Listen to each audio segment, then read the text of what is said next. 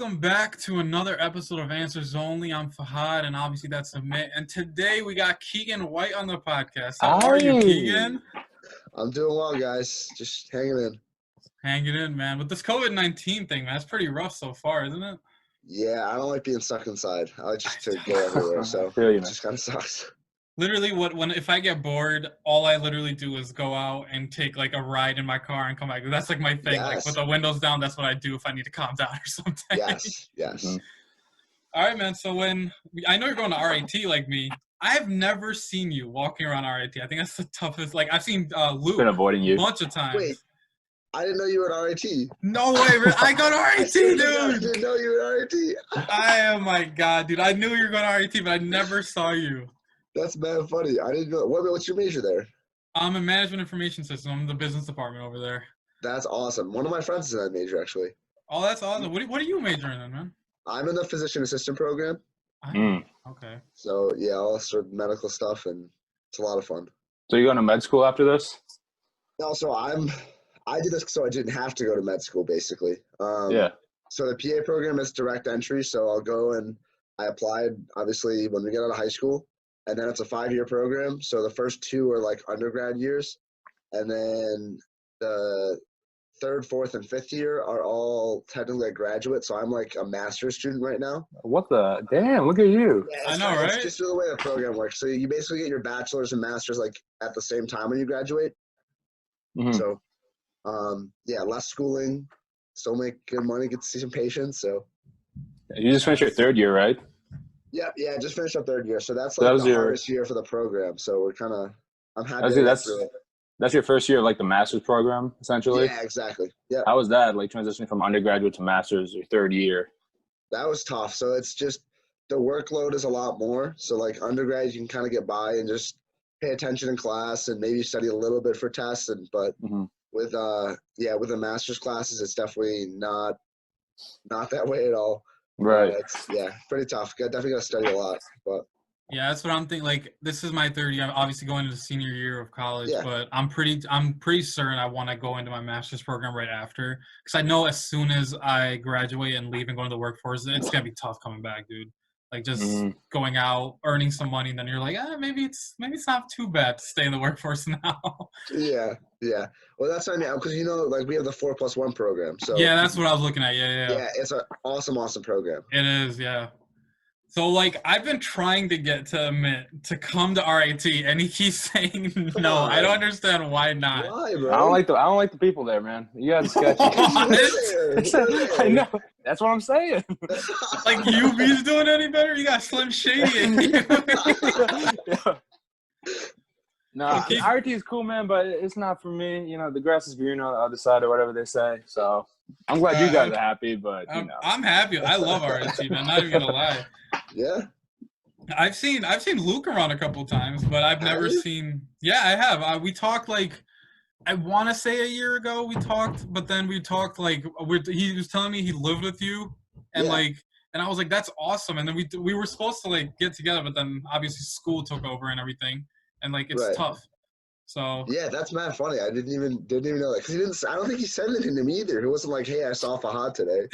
Maybe I was just a blimp in his mind. He's like, all right, screw that. He's always got so much going on up there. I know, right? Even when I talked to him, he was trying to leave. So I was like, all right, Luke, I'll let you go, man. Yeah. You got something more important going on. Yeah, he's always buzzing around doing something. Yeah. Luke is great. Even I remember in high school, Luke was a smart guy, very bright too. Yeah. Yes. Yeah, he's very articulate. So he is.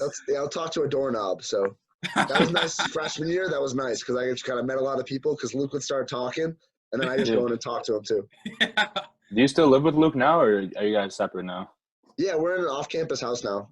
So like we're right across from the fire department, just in case we need anything. They just kind of shoot across the street. Were you guys always close, like in high school? Because I know you guys started dorming, and I had no idea you guys were friends. Well, so like we were closer in middle school, and then he did more like the musicals and stuff like that. And it's like we were still in singers together, but then he was doing like theater and stuff like that. I didn't really do it anymore in middle school, or in high school, I mean. And I was just doing sports, so we're friendly still, but now we're like really close. So it was nice. Yeah. So I was talking to my brother about, like, you just said sports and stuff like that. Yeah. Did sports really help with your communication skills? Because I was talking to my brother, I was like, 'cause sports like opened up a whole nother door for me with like communication skills and talking to people I would not normally talk to. Yeah, definitely. I mean, I know like for me, so because I got picked as a captain for hockey sophomore Yeah. year, so it was one of those things that I just kind of like I got comfortable talking in front of like a group of people, and Hmm. um, I started figuring out ways to talk to people in a constructive way. That's like I don't want to like I'm not talking down on you, but I'm trying to help you. So Yeah. that was really nice for me. And then just being like I don't know, honestly, for me, sports is just kind of like go and do 100%. So it just kind of Yeah. translated to whatever, talking to people at school, like you just go for it. Right. Because I remember senior year, like my first year, I remember playing volleyball. I had no idea what to expect, and just Mm-hmm. kind of being brought into that environment. And I was good to go in the first week. I was talking to like Zach Lenhard and Drew Sanchez and Oh, stuff like Lenny. that. Oh I'm my like, I God. would I haven't seen never him talk to so these long. people, but I'm like Right. the closest with these people when we were playing volleyball back then. So I was like, this is an awesome. Like that's why I try to tell people like high schoolers now, like if you can do not even sports like clubs and things of that nature, Yeah. just get to know a lot of people. It's a lot of fun to do that. Yeah. Honestly, yeah, it's like the shared activity, like the one goal that you all have in mind. You Yeah. guys just come together to do that. And like if I turn back the clock a little bit, Keegan, I think we met in ninth grade playing basketball in gym class. And Yep. in ninth grade, I was an awkward little dude. I didn't know how to speak. So like we just started hooping and it really broke the ice. I don't know if you remember our bio class too. Oh, of course I do. Miss Beata. Yeah, no, Legend that at Miss it Beata. probably helped that I was just god awful at basketball. So you could just laugh at me a little bit and then talk. It was probably good. Yeah, it's great for breaking the ice. Yeah. Keegan, how are Definitely. you like I know you just you're working and college and like friends and stuff like that. How are you balancing all of that going along with okay, this is my life now, but I have to balance these three things as well? Yeah. So I mean, I kind of tend to like what works for me is I usually end up making a daily schedule or like Uh-huh. weekly, I guess. So if I slot it out like that, so I know okay, this hour I'm studying. This next hour I kind of have free time. I can do whatever. It really helps me make sure that I'm giving a good amount of time to each of those kind of areas of my life. Yeah. Um, and I think that's where sports helped me out a lot too, is because I know, all right, I got practice at 6:45, so I got to get my work done before, so I don't have to do it after because I'm not going to have the motivation afterwards. Mhm. So, Are you playing hockey at RIT too? I think I saw you were playing hockey at RIT as well. yeah, I'm on the club team. Yeah, so it's just That's great. another great way to meet people, just clubs, Yeah. sports, whichever. So, Yeah. yeah. So like I know in my business department there was some clubs, I forgot the name of the club, but I was a part of it. And just meeting these random people and having random conversations, just opening up, talking to people that are from like California, Nebraska, like it's random states, and hearing how they're being brought up is different from what we're going through in New York State. I'm like, that is so different than what we are going through. Like, it's just Yeah. coming together and just talking. I'm like, that's awesome. Like, so Mhm. many different backgrounds in one spot. Yeah, absolutely. And I think that's the best way to just get an understanding or at least having an open mind to like Yeah. understanding what someone else is going through is just Mhm. listening and like just meeting people from different backgrounds. That's one of the reasons that I'm so glad like RH is set up the way it is because it's one of the most diverse school districts in Yeah. the area. So Yep. I mean, you go to RIT, you go to UB, you're gonna have a lot of kids on campus, and everybody's Yeah. gonna be different. But you just kind of you roll with it because that's what you grew up doing. So yeah, What about Absolutely. you, man? Did you have any like international students like talk to you and stuff like? Because I had a bunch of Oh, international UV. students in my class. Yeah. Bro, there's so many brown people at UV. It's crazy. Like almost two met. No, I'm just kidding. Nah, yeah, UV is super international. I don't know if I've probably hit every single nationality there, man. It's crazy, and it's honestly like it makes it so much more enjoyable. I mean, seeing all these different cultures. I've learned a lot about Chinese culture too. In business, I had this one student. I don't know if your class is the same way, but I've had like the same group of students in every class these past few semesters, like the same tight group.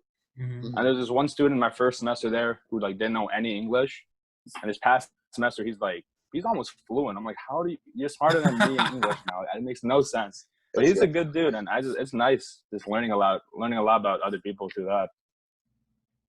Yeah, I've like when the first year when I like because I was a transfer student, obviously going to RIT, and when I got there, it's just a door just burst wide open. I'm like, there's a whole nother world out there. Like MCC was Yeah. kind of like congested, not congested, the wrong word for it, but like just like people that you kind of know. And then RIT is like, oh, I'm from here and I'm from there. I'm like, oh my God, like I am in the middle of everybody right now and learning so much. And that just, I think even that helps with even trying to get a job and knowing that I can talk to so many other people and like improving my communication skills as well. And I think that helped me so much.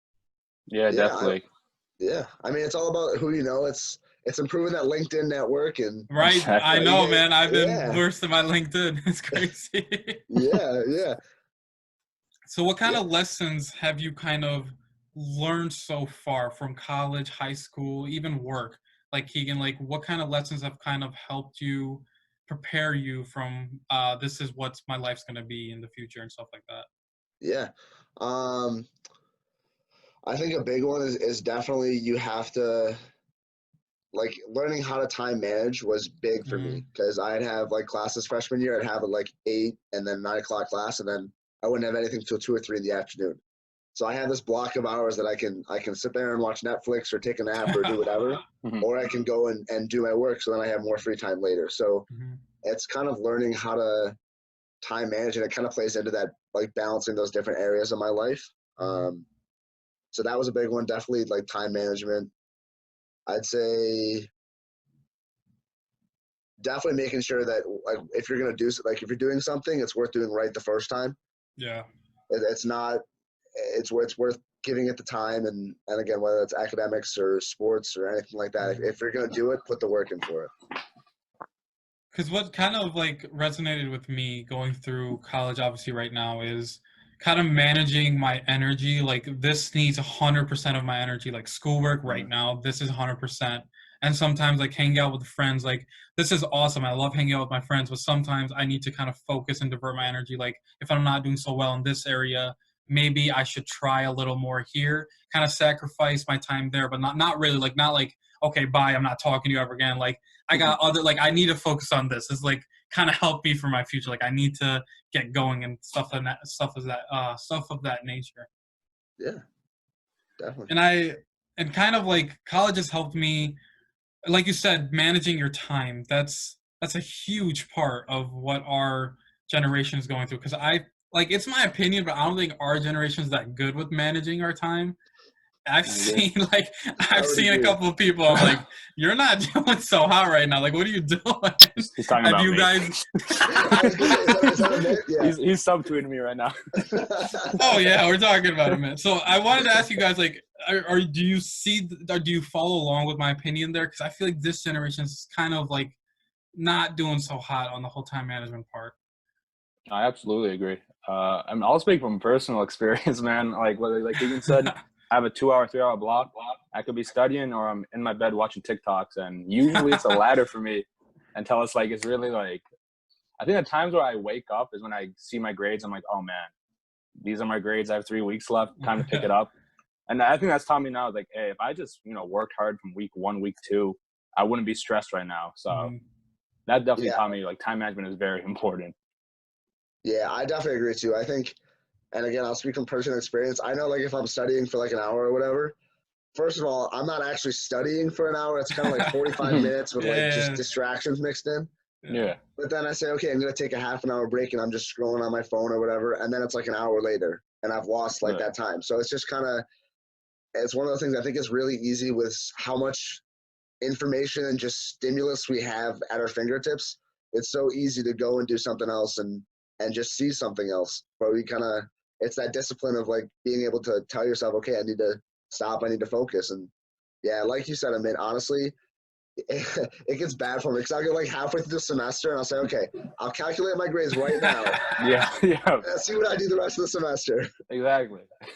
See, I think like the same thing, like the distraction of your phone always being there. And obviously, everyone's going through it. It's there even when you're studying. You're like, oh, well, my phone just went off. Maybe I'll check. One notification won't hurt. And then you're down to the 15th notification. You're like, maybe I should have stopped at the first one.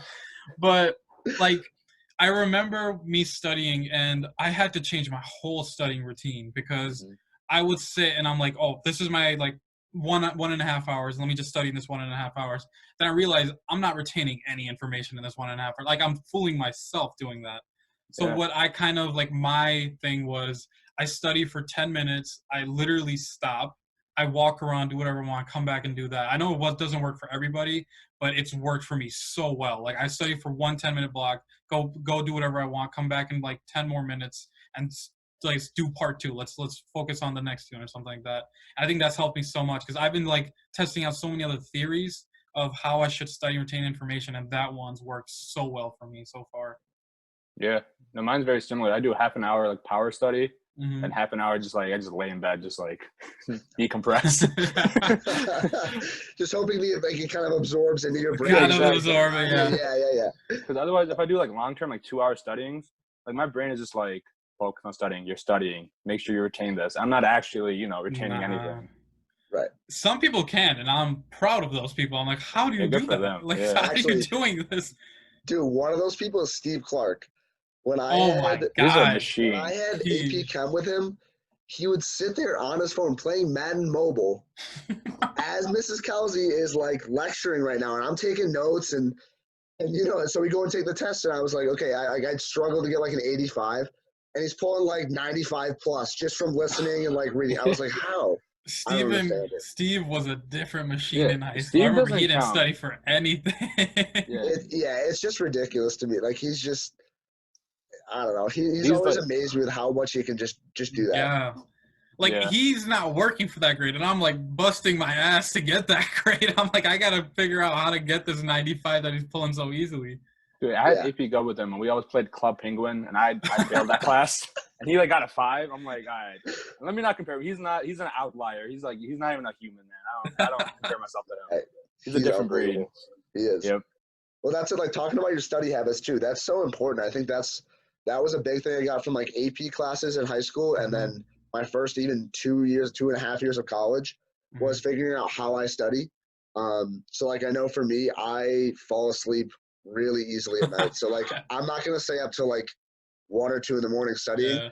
I go to bed at like 10 or 11. I'll get up at 4 and then just study until like I have to go to class or whatever. Yeah. So it just definitely finding what works for you is just huge. See, my thing when I'm studying is like if I don't know it by like 9 p.m., I don't know it because I can't study at night either. You're right, I can't. Yeah. It's like I don't know if it's a distraction part. It's just like in my mind, I'm like, it's nighttime. This is not studying time. Even when I'm studying, I'm like just talking to myself, like I shouldn't be studying right now. This is too late. And it's only 9 o'clock. Like I just can't at night. It's so tough for me. Yeah, I feel like it's so easy to just be like, all right, I don't want to do this. And yeah. But I think as soon as I literally adopted that studying style that I just told you, I've been doing so well. Like I've been retaining so much information and stuff. And I try to tell people, and people like sometimes tell me, "Oh, you're being a goody two shoes." But like reading has helped me a lot. Not like books, articles, just random articles on Twitter, like even on your social media. Just improving your reading skills, I think, has helped me a lot too, because I can sim really fast and retain the amount of information that I'm just trying to understand of what I just read. Mm-hmm. I know Keegan just got surprised. Like, this is not the fun I knew in high school. That's how to read things. No, that's awesome though. Like, that's what college is about. That's awesome. Because I remember everyone in if high school people heard me talking now, they'd be like, "This is not the fun we knew in high school." I didn't do anything, man. Like, I try to get out of everything in high school. I think, like, I didn't want to do anything.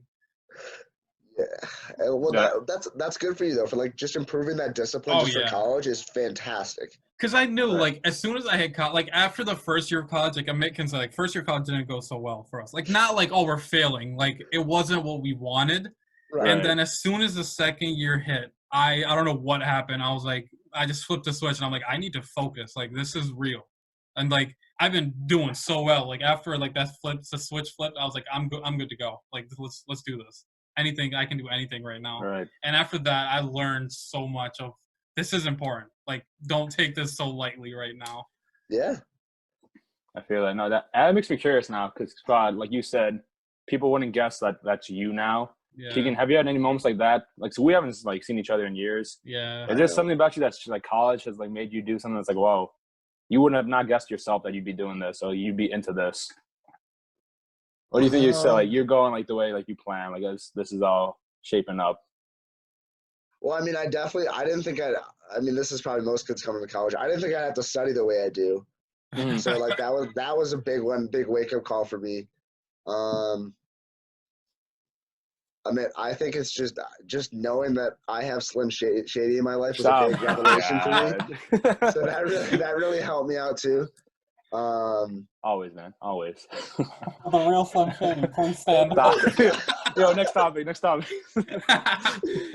No, but like it really is. Like I think I don't know. I mean, I'm happy to be playing hockey. I'm happy to be able to continue doing that stuff. So I don't know. I mean, I guess if I saw somebody from high school like and just kind of hung out with them, maybe I'd be different. But I guess I don't really see that the makes sense. changes. I don't know. That's a good thing, though. Yeah. How about you guys? Me? Oh, let's talk about Mitt, man. I'm curious to see what a Mitt has to say. Yeah. Come on, Mitt. I feel like I've had zero character development, man. I think I'm the same dude from 12th grade. I don't think I know, actually, I feel bad for asking that question, Keegan. I agree. I feel like I haven't changed at all, but it's hard for me to answer that, you know? Maybe someone else would be like, you're stupider now. Like, Come on, man. Yeah, I feel like it's hard to see it like when it's hard to see how you change. You can see it in somebody else, but like being that retrospective is like crazy. Actually, I'll tell you one thing that's surprising me is I started meditating and I do yoga. I do yoga and I meditate now. Yeah, does that work? It's phenomenal. I love it. Yeah. Like I've never had a problem sleeping, but I just I'm so much like less stressed and just like present, I feel like. I definitely recommend it. How do you more like limber now? How do you like manage with how do you manage with stress other than like meditation? I know is helping you, but what's the other aspect of let me manage this so much stress going on? Like, how do you do that for yourself, kind of? So for me, it's definitely like hockey because I can just go out there and just whack somebody and just be a little angry about it. But I mean I think that's such a big skill that you learn in college too is being like completely overwhelmed and then saying, okay, how do I need to prioritize and I need to sit down and just like take a breath because I know like when I get worked up before like a big test or something like that, or we have like 2 tests in the same day, and I'll sit there and I'll just be so stressed out the night before that I'm like, wait, you're not even studying right now. You're stressing. You're not focusing. So that's when I like to take a step back and be like, take a breath, just do a mind like checklist and be like, okay, this is what I have to accomplish, and then work through it. And it's just that, yeah. So. No, I agree. I feel like that's the most important thing is having. If I could tell anyone going to college, like find a de-stressor. Like you have hockey. Yeah. I've gotten into volleyball again, just playing with random people, and like, dude, I've been so much like more zen than I've ever been. Anything I've been stressed about for Corona or at my dad's gas station, as soon as I hit the volleyball court, like that all just leaves my brain. And it's just like my happy place. So I tell everyone, you need to find something that you can escape with. Yeah.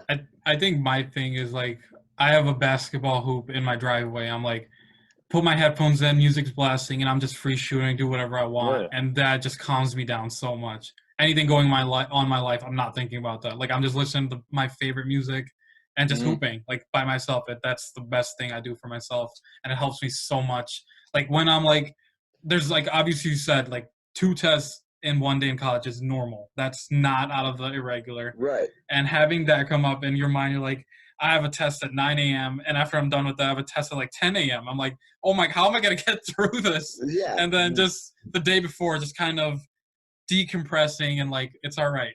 We're gonna get through this. After we're done, we're gonna go to Taco Bell and just eat. That's all we're gonna do. And we're gonna be all right.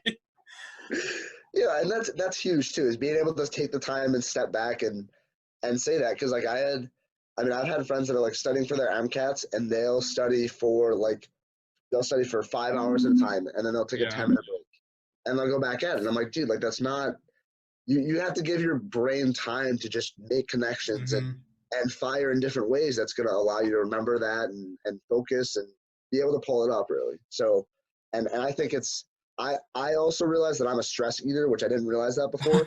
But definitely, like if I'm like studying for a test, I have something like on my desk that I can snack on all the time, which is just not good.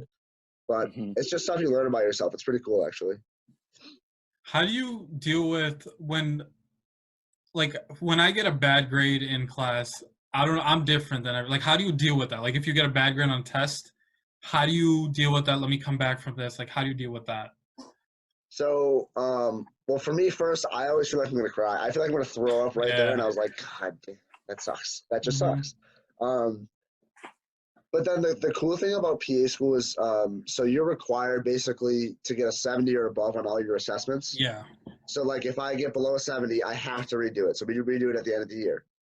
But one of the cool ways to do it, it's called like a remediation. So you Mhm. actually go and meet with your professor and talk about it. So that's one of the things that I've gotten like more open to. I know like first and second year, I didn't really go and talk to professors or go to their office hours or stuff like that.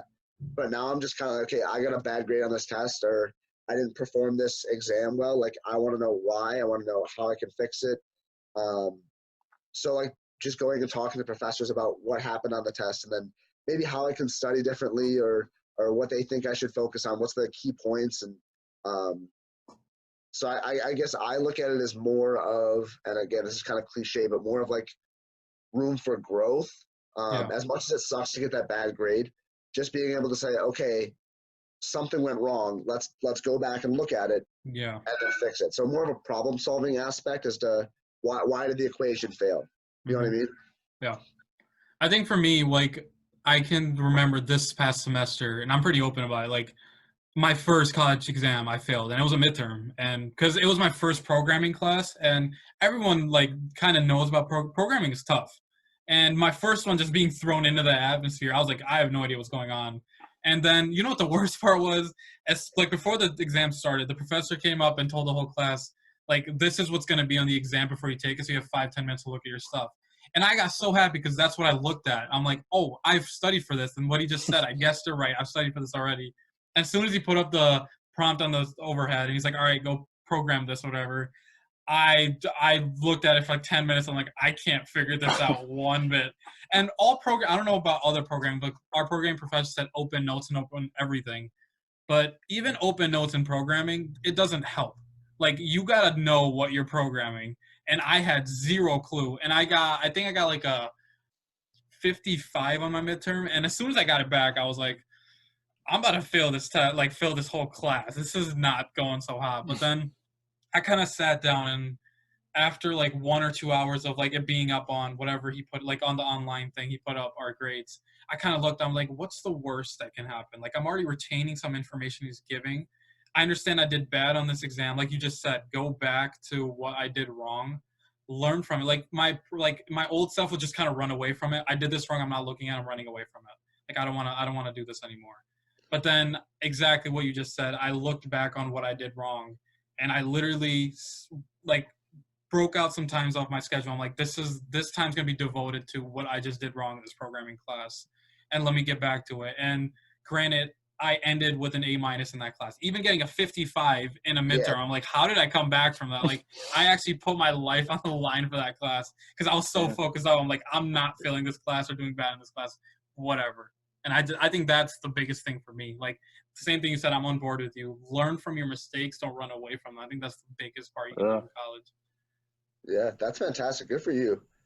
Thanks, man. Like it literally, dude. When I tell you I got that 55 in my hand, I was like, what just happened to me? I've never gotten a grade this bad in my life, and it's like Yeah, a shock at first. You're like, what just happened?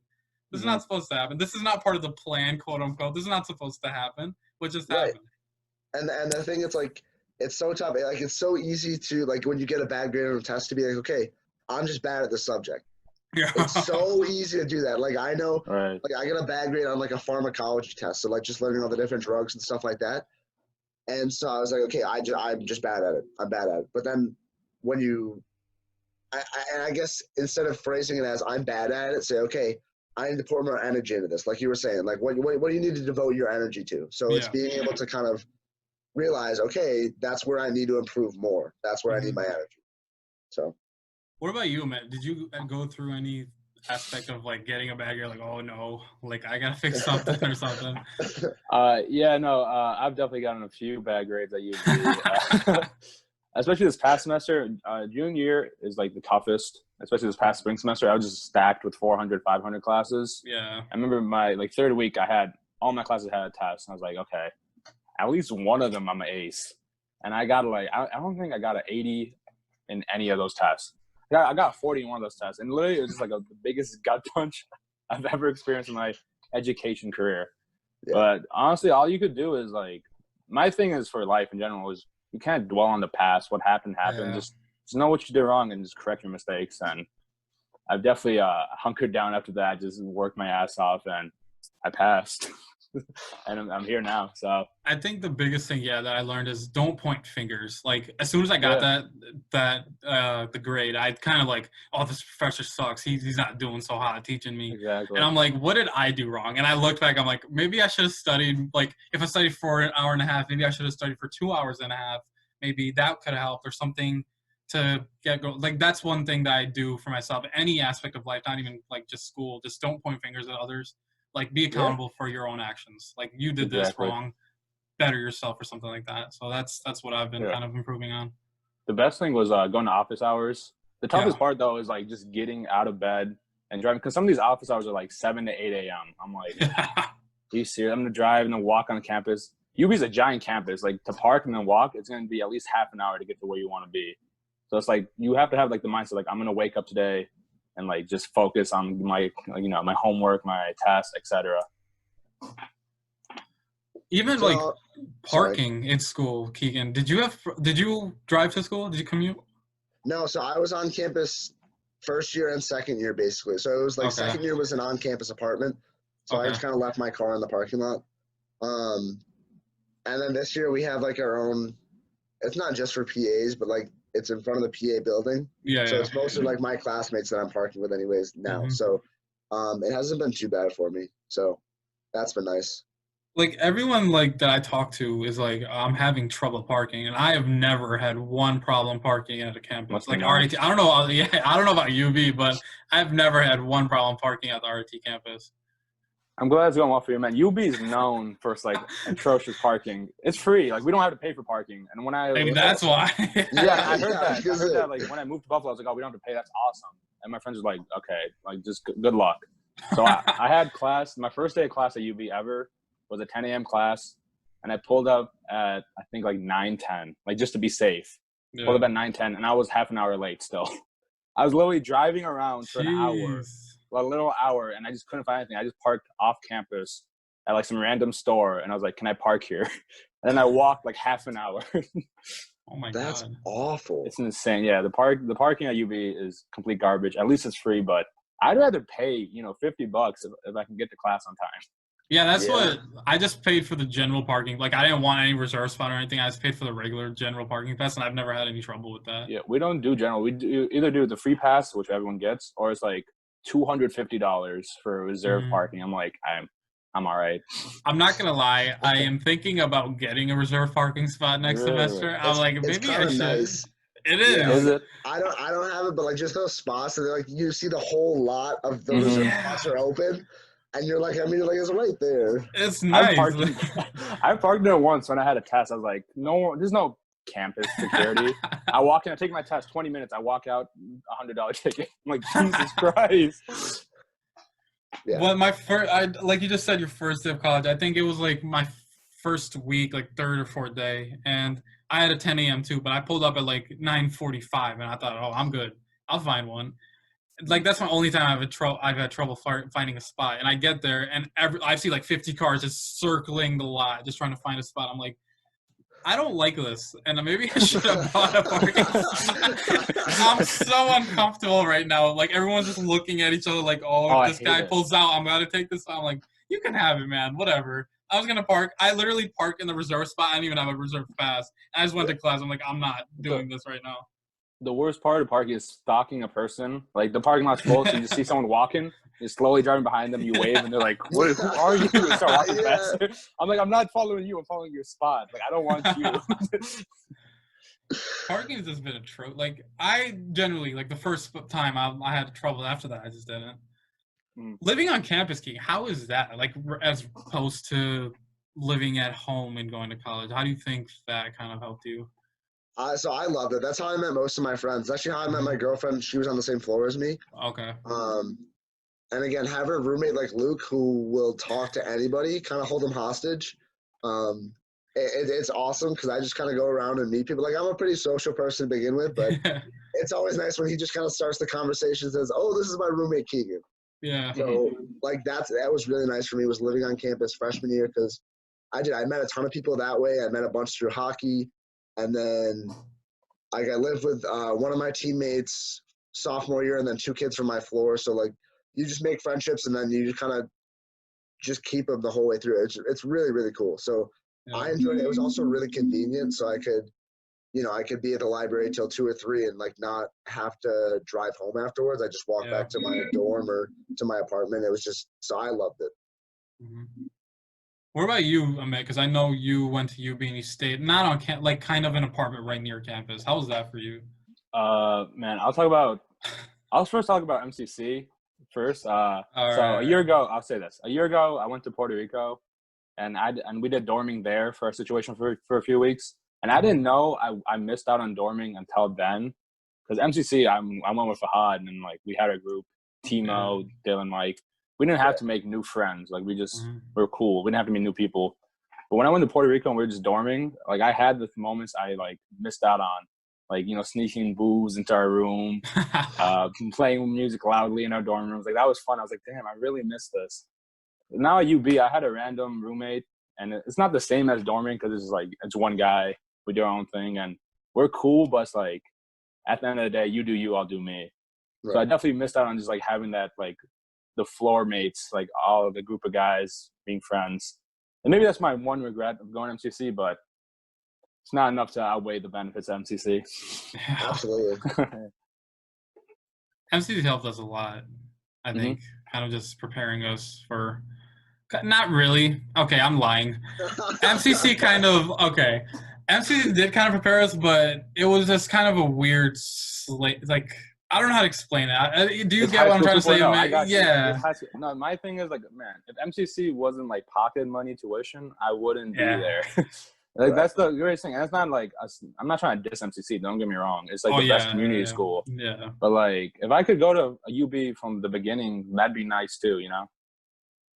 Yeah. Well, that's why I think it's just such a great way. Like doing a 2-and-2 program is so fantastic. Like you just save so much money on it. And I get that you like kind of miss out on some like the first year, second year stuff. Yeah. So it can be tough in that aspect, but I think it's a really good option too. Like especially for kids that maybe they know they want to go to college but not sure what they want to do. They can kind of just check out MCC and take a few classes and figure it out that way. So I think it's a great option. Absolutely. Talking about great options, man. Cam Newton just signed with the Patriots. That was different, wasn't it? I am so excited. I have been a fan of Cam Newton since he got drafted. I love Cam. Cam's great. All right. I'm really excited to see him with Belichick. I think we'll see a lot of RPO. I think so too. So you got like 4 different running backs that can run and catch the ball. So I think there's too many weapons on that offense now. It's elite.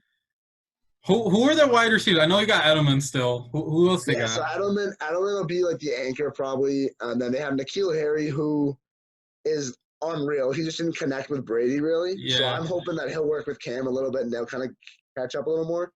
They have Mohamed Sanu, who was nasty. Okay. That was such a good pickup for them. And then they drafted 2 like big bodied tight ends. So I'm hoping they run it like a Gronk Hernandez kind of setup. Without the jail time I was gonna say. Yeah, so minus that aspect of it, I like that setup. I'm excited. I can't wait to get a Cam Newton jersey. I've been looking already. I'm waiting until they pull one out. But I might get a Cam Newton jersey, not a real one. Those are expensive, but like a fake one. But I still want a Cam Newton Patriots jersey. That'd be sick. Okay. Yeah, but I'm Keegan, really stoked. If you don't mind, if we can talk about like real football teams, like teams that are gonna win. Yeah. I'd like to hear your take on the Buccaneers, Tom Brady. Like, as a Patriots fan, what were your thoughts when Tom Brady left? Yeah, what went through your mind, man? You know what? I was expecting it. Because he wanted too much money even though he's a 6-time Super Bowl champion, greatest of all time quarterback. Like I understand that, but you're 42 years old and you want like 36 mil, no shot. But like the team like the Bucs, they have the defense, they have the other weapons, like what they're missing is a quarterback. Yeah. So I think for them it was worth it. For the Pats, like they got 6 championships out of them, and So honestly, I just wanted to see him get paid. He doesn't owe New England fans a thing. So I was really happy. And then honestly, the fact that Gronk came out of retirement to go to Tampa was phenomenal because like they got a third round pick for a guy that they were paying to sit there. So it's just one of those things that I think Bill Belichick. Not enough people. I mean, I think people give him credit. There's a lot of people that question his moves, but then they end up working out. So I'm one of the in Bill Belichick we trust kind of guys. I'm curious about like the. Oh, sorry. Go ahead. No, you got it. No, I was curious about like the emotional appeal of it because like I'm a Giants fan, you're a Patriots fan. I don't know how long you've been a Patriots fan, but like, look, you've been like Tom Brady was your quarterback your whole life. I'm assuming. I've always had Eli in my life, and now both of us were Justin. I have Daniel Jones. You got Cam Newton. It's just weird when I watch football and I'm like, where's Eli? Where's my boy? Where's the 2-time Super Bowl MVP that defeated Tom Brady twice? I knew he was gonna say that. I knew it was coming. Yeah, I mean, obviously, like I have Tom Brady jerseys. He's been literally the quarterback my entire life. So it's gonna be weird to not see Brady in that system. Mm-hmm. You think it's gonna be weird seeing your quarterback run when it's 3rd and 5 rather than throw it down to your running back? You see him actually outrun a defensive end, not just kind of hobble. Yeah, that'll be funny. But I mean, obviously, like it sucks when you have like a longtime player that has just done so well leave. Yeah. I really, as much as I hate Eli for those 2 Super Bowls, I have so much respect for him, and like I don't think they treated him well when they. I don't think so either. That was just, I felt like that was so disrespectful. Yeah, it wasn't 100%. Like, for me, it started when they broke his starting streak. Yeah, Geno Smith. Yeah. Geno Smith For 1 game, and then they put Eli back in. It was like, what was the purpose? What? Like, made no sense. Okay, if you want to see Geno, start Eli for the first quarter and then have Geno run the rest of the game. Yeah. Right. Like, unless you know that he's the solution, why? And people say like, the streak doesn't Geno's matter, the solution. I know. It made no sense. Yeah. Do we all agree that Eli's a future Hall of Famer? I think he has to be. Do you think first ballot or like eventually? I think he'll be like a second or third. I don't think it'll be first time in. That's reserved for guys like Tom Brady, but it's annoying because I can't even say anything. For the guys that beat Tom Brady, usually like second or third, I think. Yeah. Okay. Does that mean Nick Foles gets a second or third ballot too? he might be the exception. I don't know. Man, oh my God. Okay, going back to that Super Bowl, being an Eagles fan and knowing that we're going to lose by 50 and then we go in and win the game, I'm like, oh my God, we just won the Super Bowl. Both of us. That's what I mean. It's the 3 Super Bowls the Pats are missing on my screen right now. Yeah. Dude, that was – so when they were going into when I knew the Pats were going to be the Super Bowl, I was – like the Eagles were the team I was most scared of, honestly. I just thought they were so explosive, and they could just make a play. Like they're the underdogs. They're just going. They don't care what anybody says. And I think that's so advantageous in a Super Bowl because you don't have to worry about like playing up to a standard. Yeah. You just put your nose down and go. So I think that was huge. Same thing. So like in both Giants Super Bowls, Pats came in as the favorites, and the Giants just kind of put their nose down and just went for it. And that's so. Do you think that the Eagles could have won if Carson Wentz never got hurt? Being an Eagles fan, I'm like, probably not. So, for me, I mean, I talk with Steve all the time about Carson Wentz. Yeah. And I think he has the potential to be a good quarterback. Yeah. But for me, like, he hasn't gone through a full season where he's been, like, showed me that he's, like, top 10 right now. You know what I mean? Mm-hmm. Yeah, he's just too streaky. So once I see that he's consistently going out and dominating teams, like he's just beating teams, that's when for me, like it'll start to be like, okay, Carson Wentz is the answer for them. Right. So yeah, that's kind of where I'm at. If he's like, I know he gets hurt a lot, but obviously the hurting is not his fault. But once he stops once that stops, I think he can be a very good quarterback as well. I think once he stops getting hurt. Yeah, the year he got injured, and he was on pace to win MVP, right? He was gonna win MVP, 100%. And then they just gave it to Tom Brady as the consolation prize. That right? was a rob, dude. I'm not even kidding. The 13 games, I don't even know how many games he won for the Eagles like 13, that year. 14, he should have gotten MVP for that. Because he got injured week 14. Yeah, he got injured again. I was ago? watching that game. He dove in for the touchdown and they just screwed up his freaking ACL. Yeah. Why do you talk? I would have just gave him MVP, man. Honestly, he deserved it. He played a hell of a season. You know who I love watching and the Pats play him again this year is Lamar Jackson. That guy. Oh my god. I love watching him.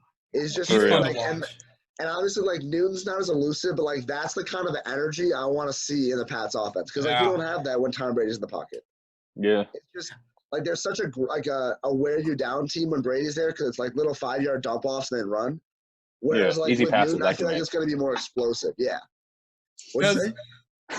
Yeah, what did you say? I didn't hear what he said. I said passes that I can make. Those 5-yard passes wide open. Exactly. Yeah. So you could be a 6-time Super Bowl champion, greatest of all time NFL quarterback, but give me that O-line maybe. Everyone hates on his 5-yard dump off. So I'm like, if you know what's coming, stop it, bro. Stop it. You can't stop it. Yeah, that's how I play Madden, so I can't be angry. I think Tom Brady, that's where he just kind of set himself apart was the ability to read defenses. His football IQ was where he separated himself because he's not athletic. I could beat him in a 40. He's not just not mobile. His arm is okay. He's not going to throw the ball out of the stadium, but when he can manipulate and get matchups he wanted. So that's where I think the Bucs are going to that's going to help them out a lot, especially Mike Evans down there and Marquise Goodwin. I think if they can get a solid running back, get their running game going and they can run some play action, that's going to be a tough offense to beat. And just going back, that's coming back to hard work. No one expected Tom Brady to do what he's doing. 199 pick, coming back because Drew Bledsoe got hurt. That's hard work. That's a lot of grinding. I got to figure this out so they don't take me back out of this game. Right. Well, and that's what he was a backup at Michigan too until his senior year. Yeah, that's just watching. That's why I appreciate his game. So everyone hates on him. Obviously he's winning a lot, and I never hated on him one bit. I'm like, this dude worked his freaking butt off to be where he is right now, and he keeps stop doing this. I'm not. Look, I agree, he's really good, but he got lucky a few times. Adam Vinatieri. When, dude? Adam Vinatieri. I feel maybe 2 times. So if you win 2 Super Bowls, maybe that's lucky. 6? Come on, man. When you're winning 6, I feel like that's not luck anymore. It don't matter. That's greatness right there, dude. All right, so this season coming up, Keegan, what are your thoughts on the Patriots' record? What do you think? I'm thinking 8 or 9 wins. So, and do you think the Bills can win that division? That's a question. The Bills should win that division. Yeah. Even with Cam Newton, they should win that division. So I think a good season in my eyes for this team would be maybe 9 or 10 wins, and then maybe sneaking with a wild card. Because I think with a Cam Newton side, so with Stidham playing quarterback, I was thinking maybe 7 or 8 wins. Yeah. With Newton now, if he can get back to his old self, I think he goes a 9 or 10 win. So maybe sneak in as a wild card and then shock the world, but we'll see. The defense is still solid, so that's huge. But would you love to see a Bucs Patriots Super Bowl? I would. My God! Hey, all the money in my I would too. I want to see that Super Bowl so bad. If that happens, who are you taking? I know you're a Patriots fan, but put all by side, who are you taking? So honestly, I can't lose in that situation. You know what I mean? Yeah. As a Pats fan, I want to see the Pats win. But as a football fan, I want to see Brady versus Belichick, basically. God. So, yeah. I don't know. I think the Bills, they're so good. They're going to be sick this year. I think they'll probably – the only team I could see them losing to in division is the Patriots. But I don't know. Maybe I think the Pats would split with them, and then they should run through the rest of the AFC East. Yeah, I think the AFC, except for the Bills, I think the Patriots are okay in the AFC. The Jets and Dolphins, that's just they're relevant. Although I'm kind of excited to see Tua. Tua's all right. I like Darn. Like, not gonna lie, I actually really like Darnold. I like him a lot. I just think Yeah. I don't think they have a solid system around him. Yeah. That's the biggest thing for me is like he doesn't have a lot of weapons. He's a great quarterback, though, I think. Yeah, He's absolutely. pretty good. Not Absolutely. like till Sports Center freaking leaked the I've seen Ghost video when he said that. You remember seeing that? I'm like, why would you release that? Why are you doing it so dirty? Wait, what is You didn't this? see- He like I've seen he was Ghost. sitting on the sideline, and they were not supposed to. He was mic'd up, but they can't air that stuff. And he was talking to his coach or something, and he was not doing so. I think he threw like 3 interceptions, and he just looked at his coach. He's like, "I'm seeing ghosts out there." I'm like, dude, why are you airing this? This dude is like struggling in this Bro, he game. needs a new Stop. O-line, man. He was getting his head busted in. You know what that reminds me of? It was when Manti Te'o just had that whole thing about his girlfriend. His imaginary girlfriend. Like, why are you doing that? That's just not. Right? Yeah. Yeah, No, Poor it's guy. insane. that was. So we can brutal. agree that the Giants are just trash, and Relax. Yeah, Relax. I'd say like max third in that NFC East. Max. Okay, look. Dude, Maybe all you got realistic. going for you, Omid, is Saquon Barkley. That's all you guys Being got. real- I love Realistic, watching man. him too. Yeah. Being realistic, Daniel Jones' second year will go 12-4. What's too low? You're Too funny, what? dude. You're funny. Dude, I'll be happy. the only wins they get in division is the Redskins. Yeah. If that. The Dude, the Redskins are Eagles- gonna be. Dude, Chase Young is gonna break Daniel Jones in half. Anyways, I'll be happy with a 7-9. I'll be happy with 7-9. Like I'm like hell yeah. That's You'll a be win. happy, but it ain't I'd happening. be happy. I was saying that. Okay. I was gonna say anything above like 4 wins this year, that's good. Yeah. That's an improvement. Okay, Keegan. All right, we're gonna stop it right there because I was getting a little heated. This conversation. All right, Keegan, we loved having you on, man. This was awesome. Just trying to catch up, talking about some random stuff, man. It's obviously a pleasure talking to you, man. You're awesome to talk to. Yeah, thanks for having me, guys. A lot of fun. I guess I'll see you soon. Ahmed, are you gonna like send us out with a rap or something, or just leave it alone? Oh my god, it's Slim Shady jokes. Yo, just cut the tape. Come on, rap god. We're done.